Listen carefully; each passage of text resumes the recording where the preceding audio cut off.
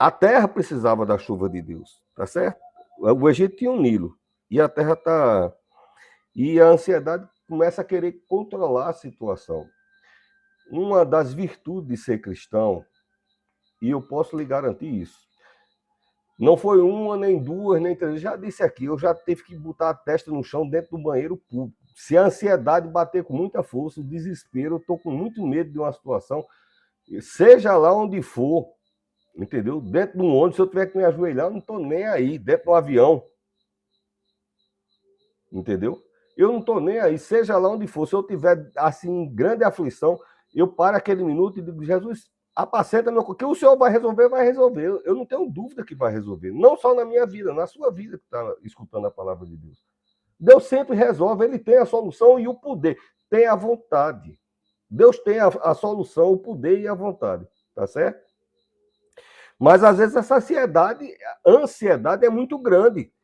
E Deus não tem só o poder de resolver, ele tem o poder de acalmar nossa alma, o nosso coração. Então, muitas vezes eu estava assim, Jesus, eu só me levanto daqui quando acalmar meu coração.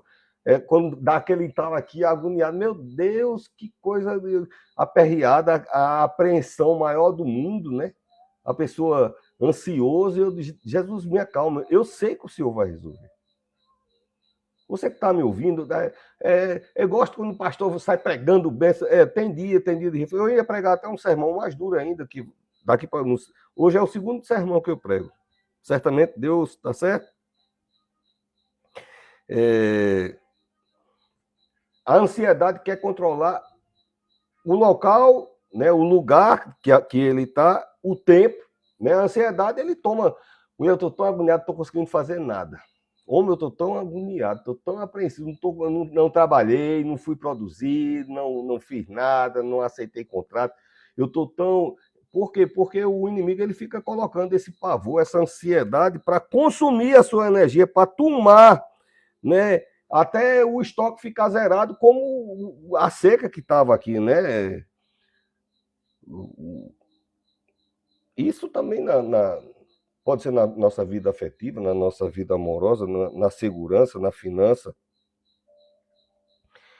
E a promessa de Deus, quando ela é pregada, aqui no fato é chuva. A chuva, ela tem a propriedade de fazer nascer coisas novas, de renovar, de trazer refrigério, de trazer reserva de água, reserva hídrica. Sem água, eu fui tirar sangue e eu sou muito medroso.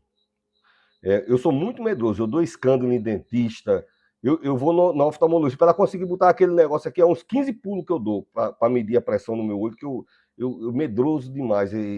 É, a minha natureza, né? E o tempo da promessa de Deus, né? O tempo da promessa de Deus. Então, no meio dessa circunstância toda, está havendo a maior diversidade do mundo, e Deus não precisou começar a chover para dizer, Isaac, acredita no que eu estou falando. Eu vou dar só um sinal aqui. Ele disse, olha, se você ficar nesse lugar que eu estou te dizendo, eu vou te mostrar um lugar e vou te mostrar que a bênção vai chegar nesse lugar. É isso que Deus está dizendo nesse texto, tá certo? E a hora de acreditar é na hora da adversidade. Na hora, se semeia em Deus, na hora da adversidade. A colheita, né, é na hora de Deus, mas se semeia em Deus na hora da adversidade. Aqui a lógica estava dizendo para ir para o Egito. Deus disse, fica que eu vou lhe abençoar. Ele disse, eu creio. Ele semeou em Deus, tá certo?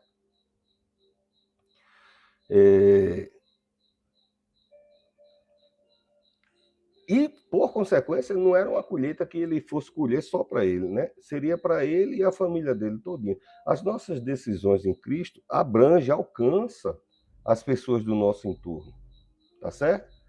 Embora hoje os conceitos sociais aí digam que não deve fazer a mídia, né? A TV se esforça tanto em, né? E é difícil você ver uma coisa e acreditar em outra, né? O que estava vendo ali era poeira e fome, né? Mas a nossa mente cristã, como eu estava dizendo anteriormente, ela tem que ver de uma forma diferente. Ela tem que acreditar de uma forma diferente. tá certo? Mesmo que esteja vendo de uma forma, temos que acreditar, né? Aprender, né? A projetar e falar para dentro de si mesmo. Falar para. Eu acredito nisso que está dizendo. A gente não pode sair dizendo os outros, porque os outros não têm obrigação de acreditar na minha bênção, na tua bênção. É você que tem, porque quem vai ser abençoado é você. Então, né, eu vou contar a fulano e tal. Não, eu acredito porque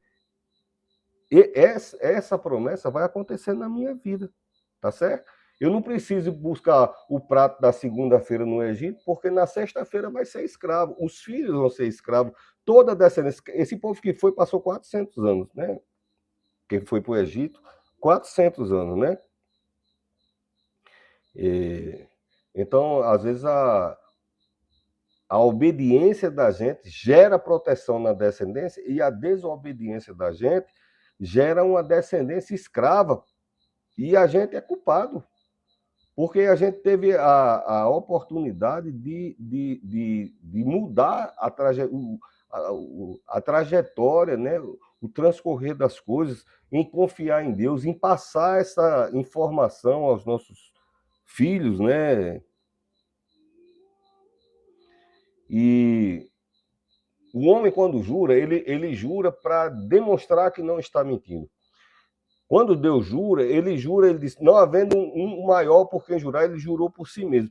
Porque ele não tem outro acima dele por quem jurar. Então ele jura por ele mesmo e sabendo que aquilo que ele prometeu a Abraão, ele cumpre, aquilo que ele prometeu a Isaac, ele cumpre, aquilo que ele tem prometido na sua vida, ele vai cumprir. Viu? Aí anotei aqui algumas, né, na vida de Abraão, de Davi, na Samaritana, no cego Bartimeu, no ladrão da cruz, no cada crise, né, cada momento de isolamento, de solidão, os milagres, sabendo que estava ali naquele lugar o Nazareno, o carpinteiro, o Filho de Deus, o Messias. Então, alguém anunciou, Deus fez chegar uma notícia, olha, tem solução para a tua vida. O caos estava instalado, o cego estava cego, continuava cego. Cada um dos milagres, né? Então, a adversidade estava acontecendo, mas destruiu Isaac? Não. Faltou força a Isaac para cavar poço? Não. Faltou força a Isaac para plantar? Não. Tá certo? Eu não sei quantos ali tinha energia, porque estava havendo uma seca, uma grande fome. Então, trabalhar com fome não é bom. Eu já tive muita fome, assim, já tive momentos de fome. Né? A terra seca,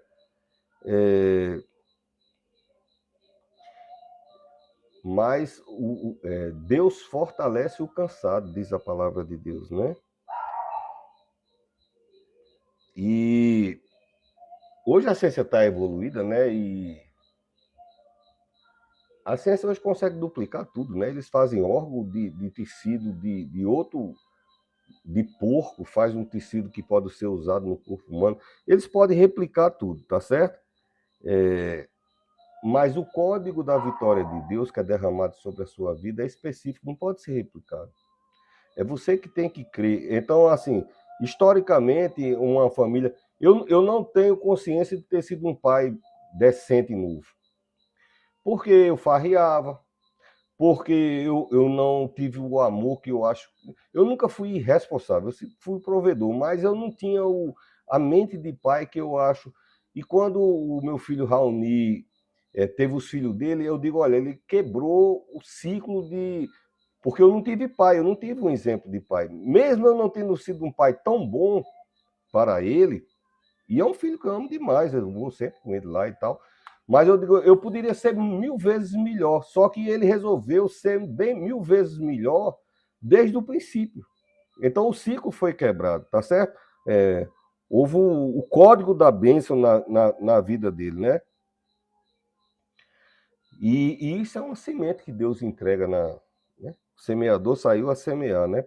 Para sermos abençoados na terra. E precisou chover? Não, porque a bênção de Deus, ela puxa o lençol freático, usando a analogia aqui da semente da plantação. Quando a Agar estava no deserto não é lugar para ter água. E teve uma hora que ela ficou triste demais e o filhinho dela, orando, o filho dela começou a desconfiar, eu acho que a gente vai morrer. E o filho dele começou a orar, começou a clamar a Deus, e a mãe aperreada, lá vai, daqui a pouco Deus enviou um anjo. Ela disse, não, é porque a gente vai morrer. Aí o anjo disse, vai não, tem um poço aqui, aonde? Ele disse, aqui, pum, bateu com a asa no chão. Deus fez o poço sair andando, a fonte sair andando por debaixo da terra. Quando o anjo bateu, a água fluiu, quer dizer, a bênção de Deus, a semente de Deus, puxa o que for necessário para essa semente germinar e florescer e dar frutos. Tá certo? E o Egito tem as coisas do Egito, né? E nenhum dele, nem na família dele, né? Deus deu uma resiliência, capacidade de resistir, né? E quando se está obediente a Deus, Deus dá uma capacidade de resistir que outras pessoas talvez não conseguissem. Porque a Bíblia diz que é Ele que nos fortalece, é Ele quem te fortalece, tá certo? Por quê? Porque você tem a marca da aliança. Então chega mais, consegue mais, avança mais, tá certo?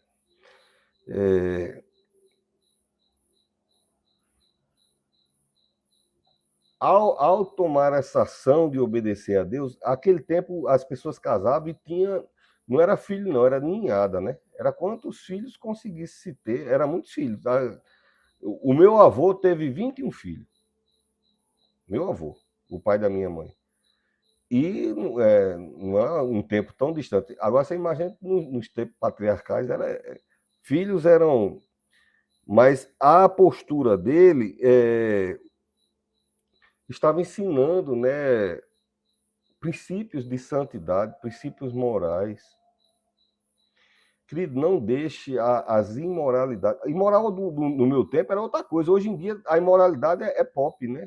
Mas não deixe a imoralidade corromper seu coração e arrastar para o Egito. É porque lá tem a musiquinha, tem a dancinha. Aqui também tem musiquinha e tem dancinha. Também, tá certo? Se ele está dizendo que Deus está dizendo para não ir para o Egito, mas aí a gente só vai na vantagem, né? Aí Deus diz, se você fizer o que eu estou dizendo, Deus não está ordenando. Se você atender o que eu estou falando para o seu bem, você vai produzir 100 por uma. Cada semente vai produzir. Eu já plantei, não sei quantos de vocês já plantaram. Como eu tenho família, né? Minha mãe é do interior e hoje eu moro no interior, então eu sei como é que funciona. Eu sei fazer telha, sei fazer tijolo, sei fazer crochê, sei atirar, sei dirigir desde menino. Quando a gente era menino, a gente sabia dirigir de menino. Hoje é proibido, né? De menor, né? Mas as necessidades daquele tempo, né? E permanecer no centro da promessa de Deus. Quando você planta 3 caroços de milho, como eu estava falando, você faz a covinha e planta, aí ali nasce o caulezinho. Então vamos dizer que nasça 5 espigas, mas 100 espigas por caroço. Então Deus está dizendo a Isaac, Gênesis 26, 12, se você atender... Mas aí isso não faz lógica. Não, quem precisa de lógica é ciências exatas. Só precisa de lógica quem vai trabalhar nos recursos físicos, daquilo que é possibilidade, né, do que é concebível. Eu sei que se eu acender essa lâmpada vai me iluminar. Deus não precisa, ele diz, haja a luz. A lógica diz, eu tenho que ligar no computador, acender esse, não vou acender o outro, que é porque vai refletir muito para mim. Não, Deus diz, haja luz, e luz se fez, tá certo? Então, a lógica não é uma das ferramentas, embora não exista ciência mais exata do que não sei se você já viu esse estudo, né, das coisas de Deus, tem geometricamente falando, os números também, tudo tem uns códigos, é tudo perfeitamente alinhado. E existem números que são replicados assim infinitamente na Terra, porque Deus é caprichoso no que faz, tá certo? Não é que ele seja um Deus ilógico. é que ele está acima de que qualquer lógica. Já vou estar terminando, né? Então, eu botei aqui. Se você é jovem, né? Se você é idoso, se você, né? Essa palavra é aplicada para a minha vida e para a tua vida, entendeu? Porque, embora hoje se estimule muito se depravar desde cedo, eu não conheço nada de depravação que tenha um final feliz. Todas as pessoas que enveredam pelo caminho de se lamear, em algum momento vai se arrepender e vai tentar retornar. Que bom quando consegue, tá certo? Tem algumas pseudo-famosas aqui no Brasil, e pode ser famosos também, que estavam numa estatura de brilho, de luz, e caem em vereda lá numas coisas, e daqui a pouco tá as reportagens dizendo que queria não sei o que e tal, voltar à vida, porque a vida do Egito não alisa ninguém, né? A vida do Egito. Então,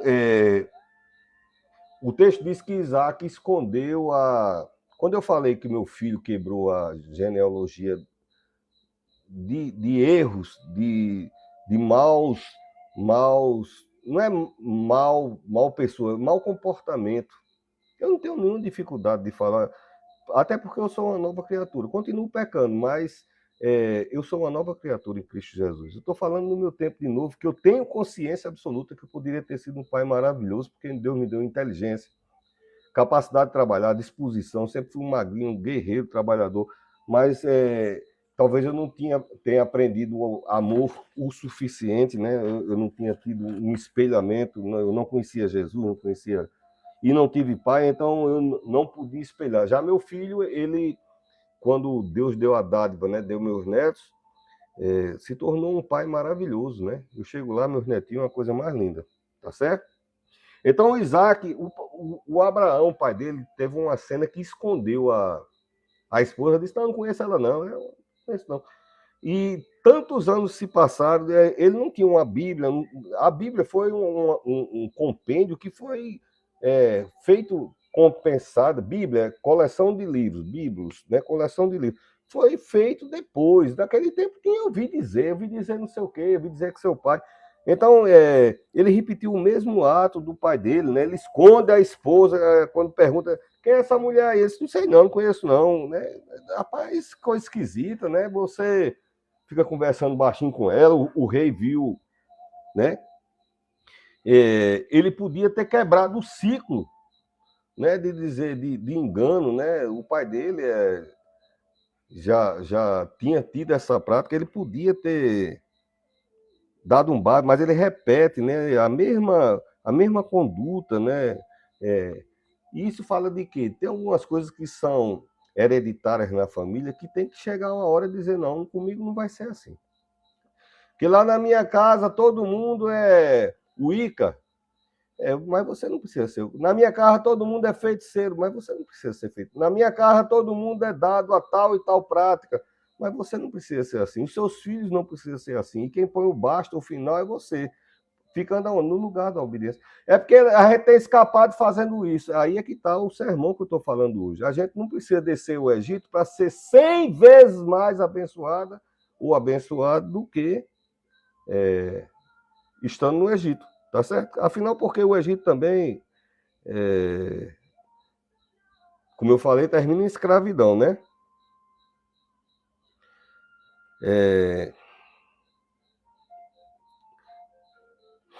Aí coloquei aqui, Deus é grande, né? Realmente.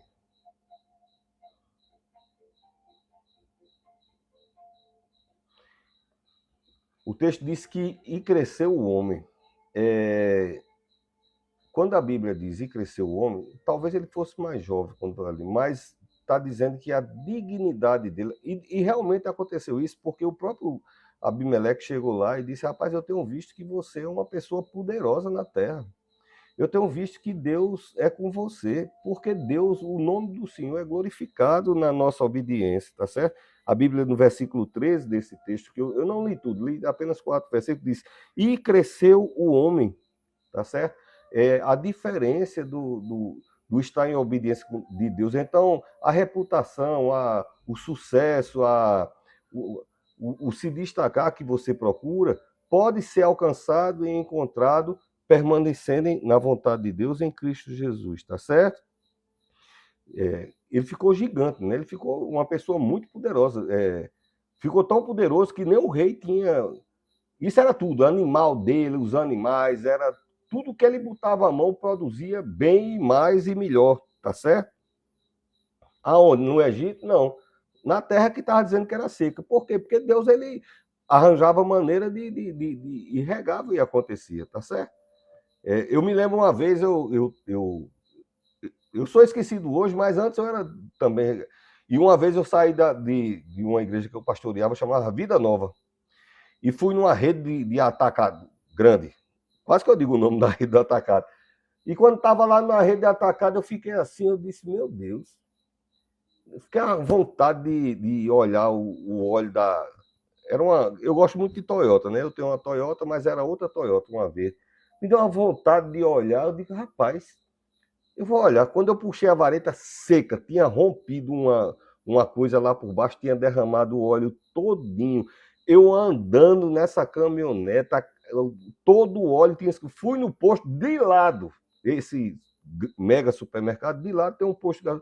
Comprei 2 óleos, voltei lá, botei, não deu nem para entrada. Pegou 5 litros de óleo. Até o bombeiro disse: você estava andando nesse bicho assim? Eu estava rebocado. Eu digo: eu estava andando. Andando, ele disse: foi. Cheguei funcionando. Então, é a ação sobrenatural de Deus. Eu falo isso porque são testemunhos de alguém que anda caminhando com Jesus e experimenta o cuidado de Deus, tá certo? Uma pessoa qualquer, o carro quando desce o óleo, funde o motor. Não estou dizendo que isso não possa acontecer comigo, eu estou dizendo que Deus não deixou acontecer comigo. Tá bom? Isso pode.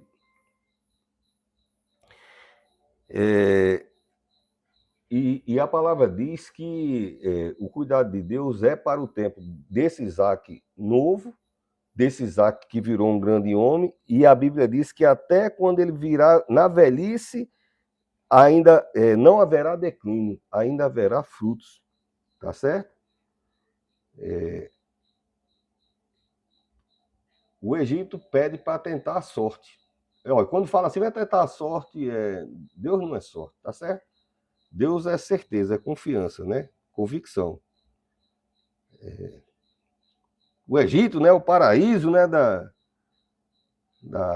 Das oportunidades lá, né?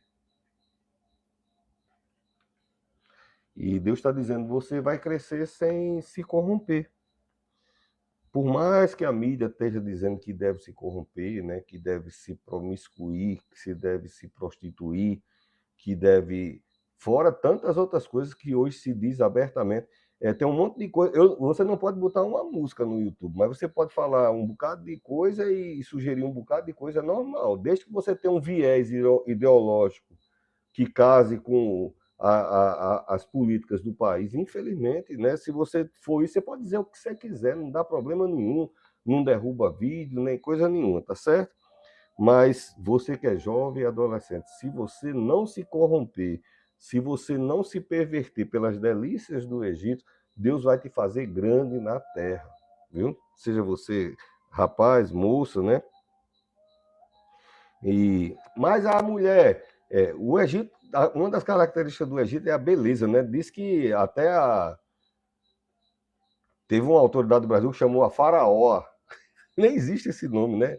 Mas a Cleópatra disse que era tão bonita que o Marco César, né? Ele ficou encantado e foi morar com ela saiu lá de Roma, foi morar lá. O Egito era sinônimo de beleza.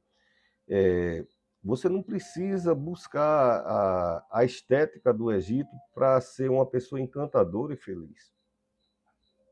Você não precisa descer o Egito. Eu falei do idoso, do adolescente, da mulher. Você não precisa descer as práticas do Egito, tá certo? Quebra pedra. Nem precisa se moldar os padrões estéticos do Egito, né? A tua bênção, se tua identidade for do céu, a tua bênção virá do céu. Se a tua identidade for do céu, é do céu que vem a tua bênção, né? E você vai ser referência de frutificação. Quando eu me casei, eu fui pai muito novo, como eu disse a você, eu não fui um bom exemplo de pai, mas sempre fui provedor na questão de prover as coisas, mas eu tive muitas deficiências. Mas depois que eu me casei, aí eu já conhecia, já era um homem formado e já conhecia Jesus e a minha casa, a minha esposa não pode ter filho. E Deus consultou? Não, Deus não consultou, não. Ele decidiu, não vai ter. Aí veio a Lália Rebeca. Depois ele decidiu, não vai ter de novo. Aí veio Elias Levi. A lógica dizia que não. Os exames diziam que não. E Deus disse que sim, pronto. Vai prevalecer o quê? A lógica, o exame ou a vontade de Deus? Como sempre foi na minha vida e vai ser na sua vida também. Vai prevalecer a vontade de Deus. Pastor, eu estou com medo. Qual é a vontade de Deus? É boa, é perfeita e é agradável. Essa é a vontade de Deus, tá certo?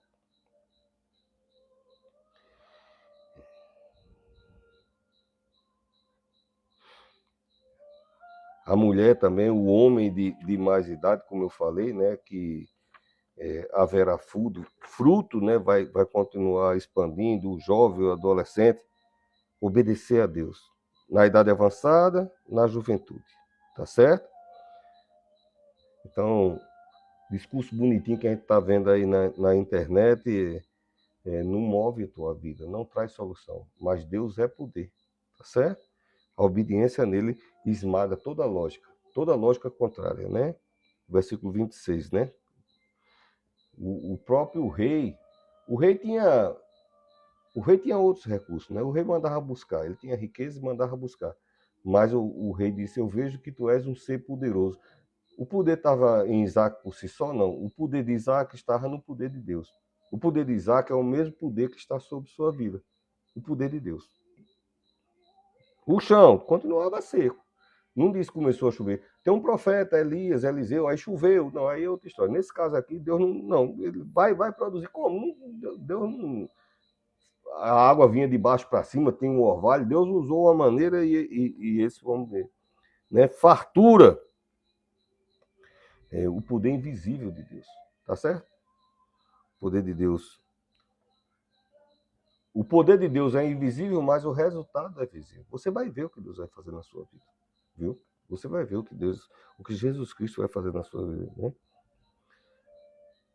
E Deus opera no secreto, que cada um está passando esse momento de adversidade. Se você se deparou com esse sermão, certamente Deus sabe o que é que está tratando, tá certo?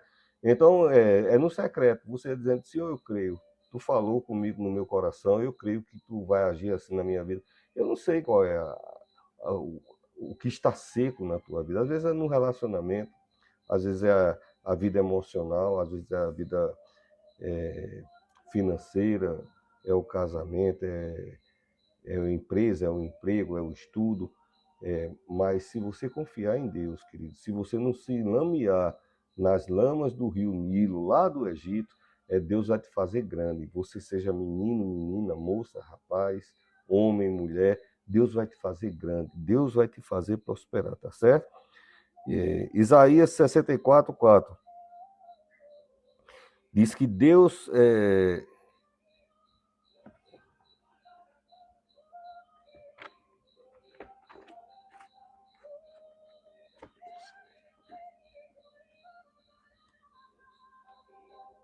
já estou terminando. Isaías 64:4.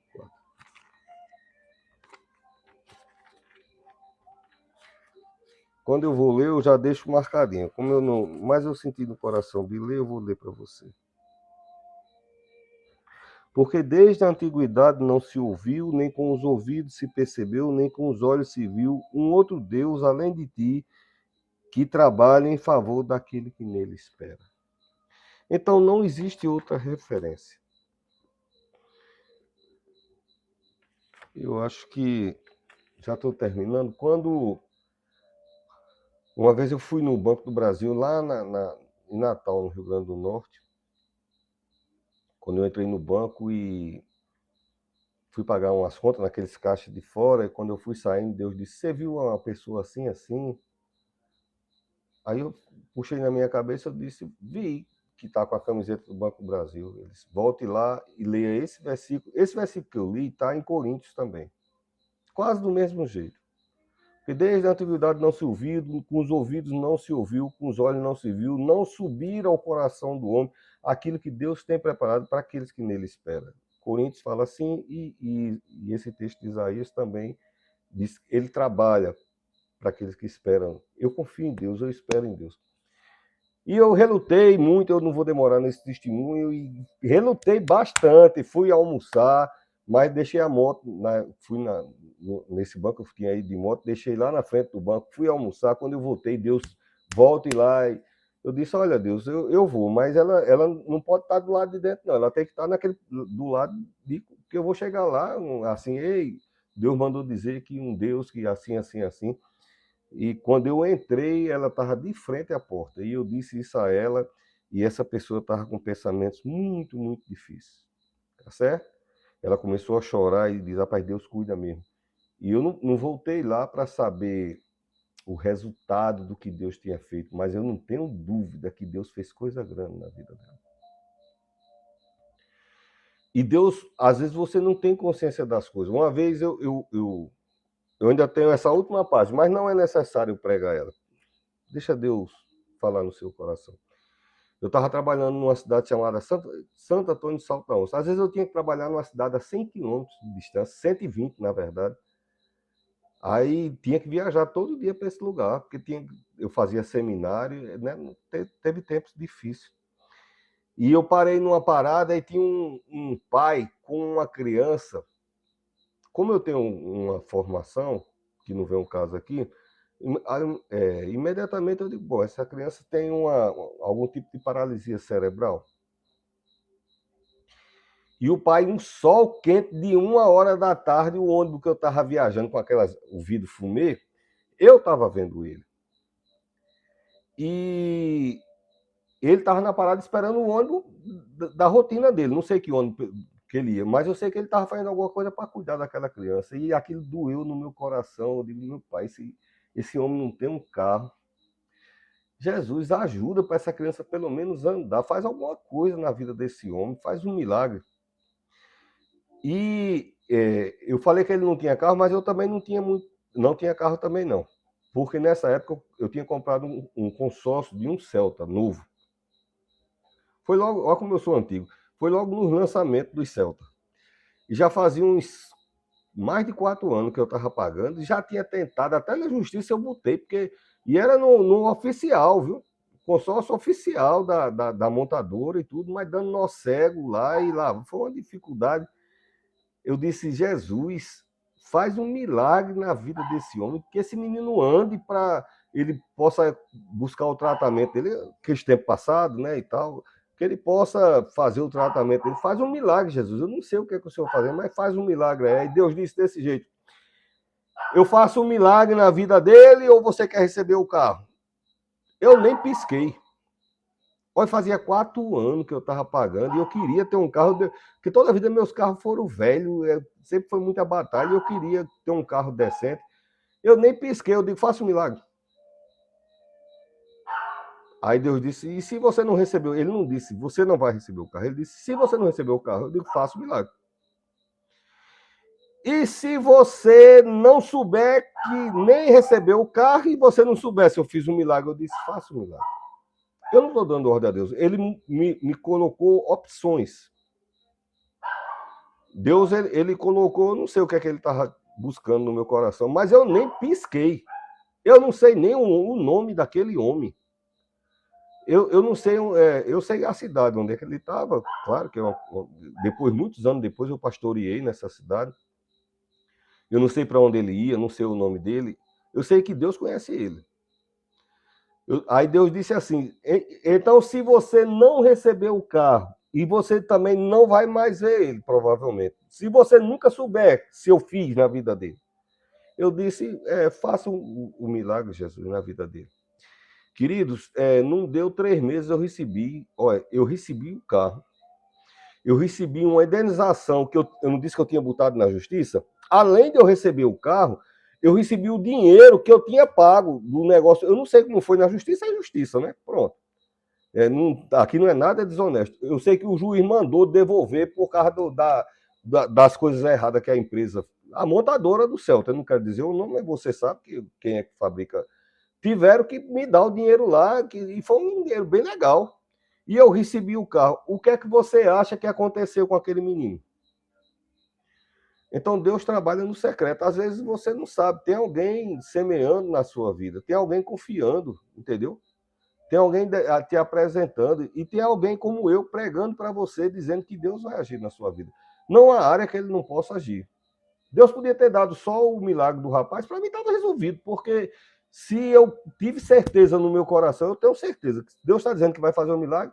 Não, aliás, Deus não disse que ia fazer um milagre. A questão é essa, ele não disse, tá bom, eu estou curando agora. Ele disse, se você nunca soubesse se eu curei. E eu não tive dúvida, porque eu sei Deus como é. Entendeu?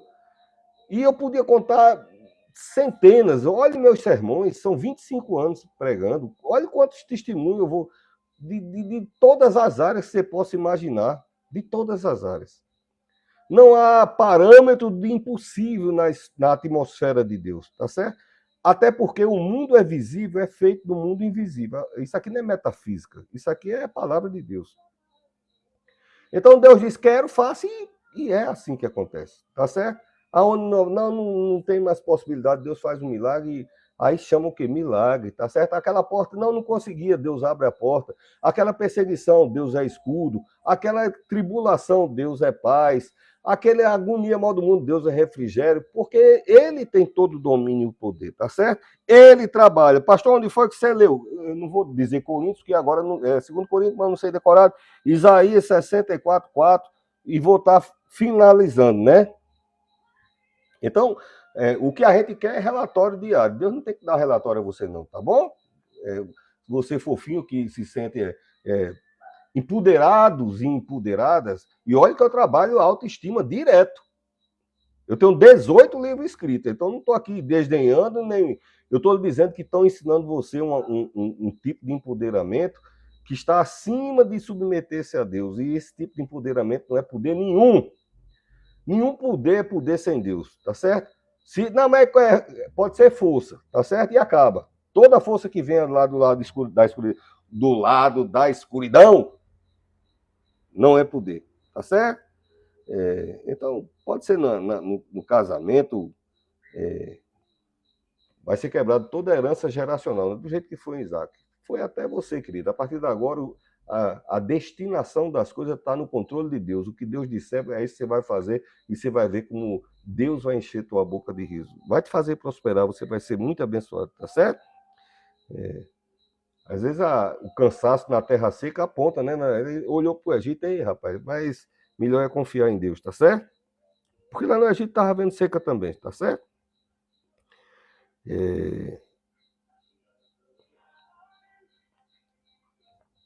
Eu tinha anotado aqui um negócio de entulhar poço, que é mais ou menos o que os comunistas querem fazer, entulhar os poços, né? Querem desacreditar, querem tirar a fé cristã de dentro do Brasil, né?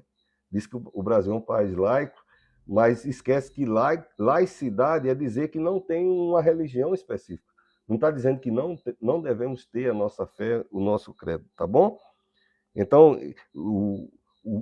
os soldados, o povo que vivia naquela terra, ficava entulhando os poços, mas não adiantava entulhar, porque era entulhando esse poço, Isaac cavava outro poço, aonde ele cavasse, saía água. Tá vendo quando Deus quer operar, né? Quando a pessoa mora debaixo da promessa de Deus, né? Quando mora debaixo da promessa, toda crise é atravessada. Não está dizendo que não vai ter crise, está dizendo que a gente vai atravessar a crise e vamos sair muito melhor, viu, do que entramos. Vamos sair muito melhor, tá certo? Por quê? Porque Deus vai acompanhando os nossos passos. A Bíblia diz, ele é Deus de perto. Ele não é Deus de longe, é um Deus de perto, tá certo? Ele que te sustenta. E a providência e a provisão que você necessita vem daquele que guia os seus pés. Que Deus continue te abençoando, te guardando, te protegendo. vez por outra eu tenho que trazer uns sermões exortativos, porque é na recondução, tá certo? Nós somos como todo objeto em movimento, ele precisa ser realinhado. Seja um barco realinhando as velas e o timão, ou seja uma espaçonave, ou uma aeronave, ou um ônibus, ou um carro, sempre precisamos corrigir a rota. E a palavra de Deus ela faz isso na nossa vida, tá certo? Ele diz: olha, o mapa é esse, tá certo? Quem assinou garante, e você vai chegar no destino santo, e vai ser muito, muito melhor do que você está imaginando. Eu sou o pastor Marconi Teixeira, nós fazemos o programa Dias Melhores, que Deus continue te abençoando, em nome de Jesus. Fica na paz.